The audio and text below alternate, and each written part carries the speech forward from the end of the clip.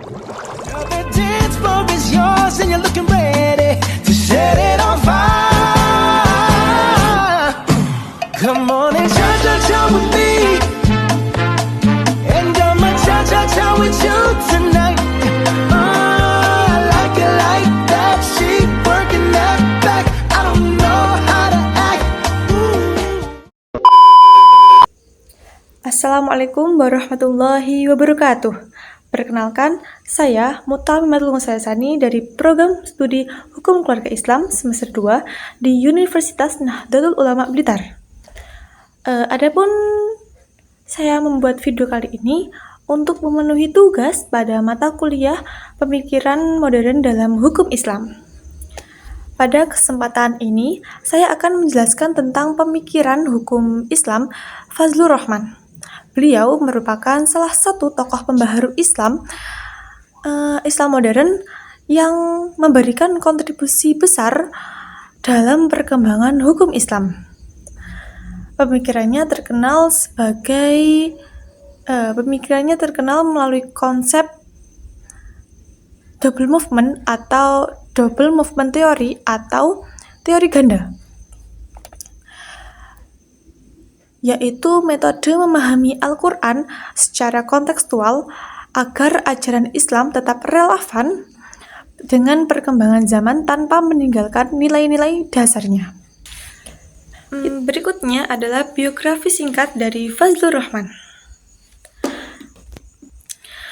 Fazlur Rahman lahir di Pakistan pada tahun 1919 dan wafat pada tahun 1988.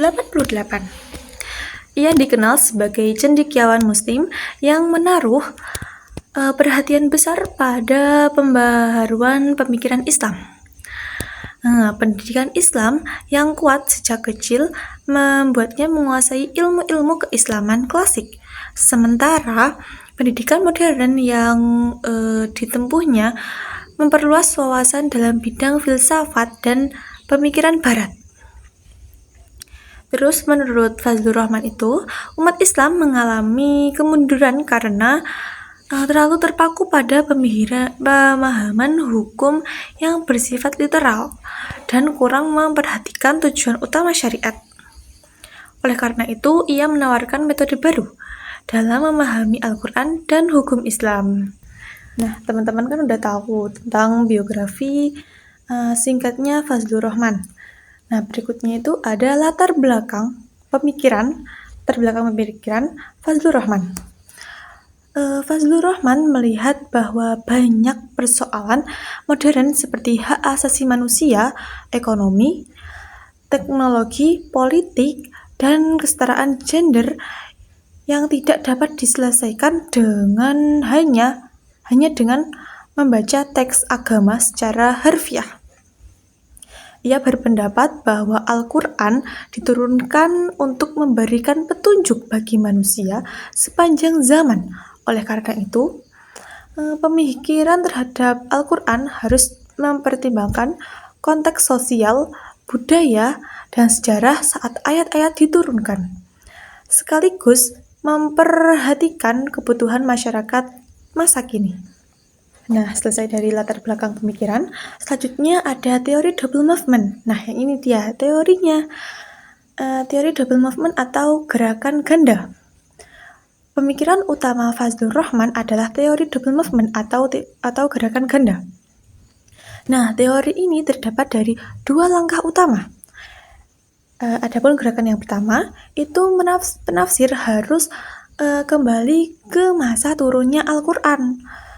Untuk apa? Untuk memahami latar belakang sosial dan sejarah turunnya ayat dan sejarah suatu ayat. Tujuannya adalah menemukan pesan moral dengan tujuan umum yang ingin dicapai oleh ayat tersebut. Dengan kata lain juga, kita tidak hanya melihat bunyi teksnya, tetapi juga alasan mengapa ayat itu diturunkan. Selanjutnya ada gerakan kedua, tadi kan gerakan ke-1, ini gerakan yang kedua. Setelah menemukan prinsip-prinsip moral yang terkandung dalam ayat, prinsip tadi diterapkan pada kondisi masyarakat modern. Nah, masalah yang saat ini dan yang akan mendatang. Dengan demikian, hukum Islam dapat menjawab tantangan zaman tanpa kehilangan nilai dasar yang diajarkan Al-Quran. Nah, terus selesai ini kan ada contoh penerapannya. Nah, contoh penerapan dari teori double movement. Adapun salah satu contoh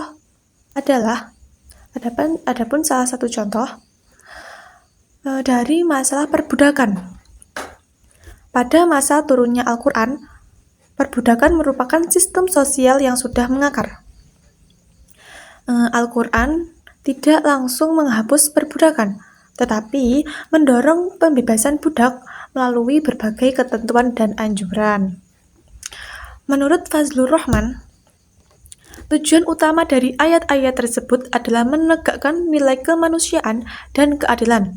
Nah, oleh karena itu, dalam konteks modern, prinsip yang harus diterapkan adalah penghormatan terhadap hak asasi manusia dan menolak terhadap segala bentuk perbudakan maupun eksploitasi manusia. Nah, jadi kan masa sekarang udah nggak ada tuh yang namanya perbudakan, terus yang menghina perempuan, yang katanya perempuan itu nggak bisa apa-apa, perempuan itu lemah. Nah, kan sebenarnya tidak, bahkan sekarang tuh banyak sekali perempuan yang bekerja seperti itu. Dan ada contoh lainnya, yaitu masalah perempuan. Nah, ini dia masalah perempuan. Fazlur Rahman menilai bahwa banyak sekali ketentuan yang terkait dengan perempuan harus dipahami berdasarkan kondisi masyarakat pada saat itu.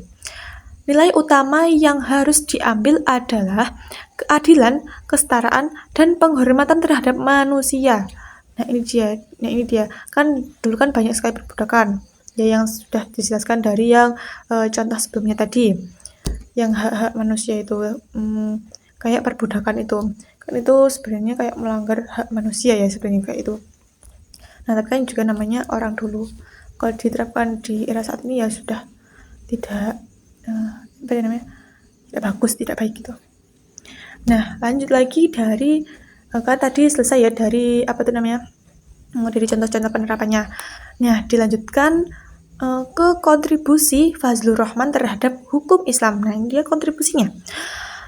Pemikiran Fazlur Rahman memberikan beberapa kontribusi penting, antara lain yang pertama, menghidupkan kembali masyarakat ijtihad dalam hukum Islam.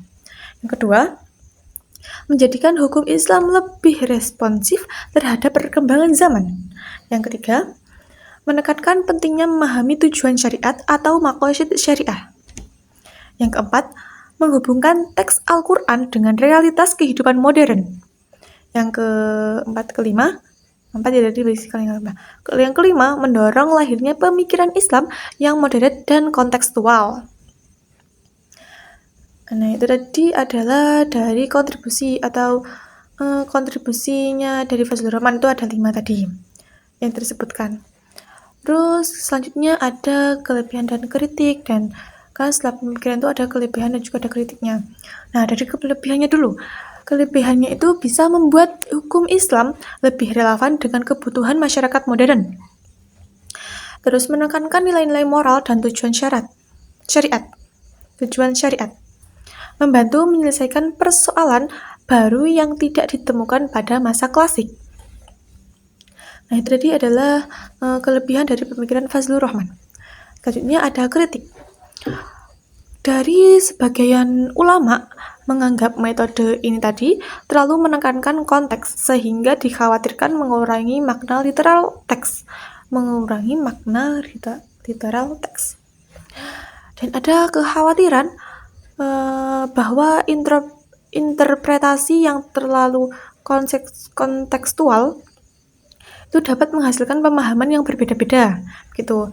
Nah, meskipun demikian, pemikiran Fazlur Rahman tetap menjadi salah satu teori penting dalam studi hukum Islam kontemporer. Nah, teruskan lagi, jadi Fazlur Rahman itu adalah tokoh pembaharu hukum Islam yang terkenal dengan teori double movement atau gerakan ganda. Jadi Fazlur Rahman itu adalah tokoh pembaharu Islam tadi yang terkenal sebagai teori double movement atau teori ganda. Dan teori ini mengajarkan bahwa pemahaman terhadap Al-Quran harus dilakukan melalui 2 tahap, yaitu memahami konteks historis saat ayat diturunkan dan menerapkan nilai moral yang terkandung di dalamnya pada kondisi masyarakat modern. Selanjutnya melalui pendekatan ini tadi, hukum Islam diharapkan tetap mampu menjawab berbagai persoalan zaman tanpa meninggalkan prinsip-prinsip dasar yang diajarkan oleh Al-Quran dan Sunnah. Nah, seperti itu tadi ya. Yang sudah saya jelaskan dari pemikiran modern dalam hukum Islam, yaitu dari pemikiran Fazlur Rahman. Tokohnya itu Fazlur Rahman tadi. Baik, sekian pemaparan yang sudah saya sampaikan pada materi ini, tokoh Fazlur Rahman tadi. Sekian yang dapat saya sampaikan. Mohon maaf jika banyak sekali salah dalam penyampaian atau pengutaraannya. Sekian dari saya. Wabillahi taufiq wal hidayah. Wassalamualaikum warahmatullahi wabarakatuh.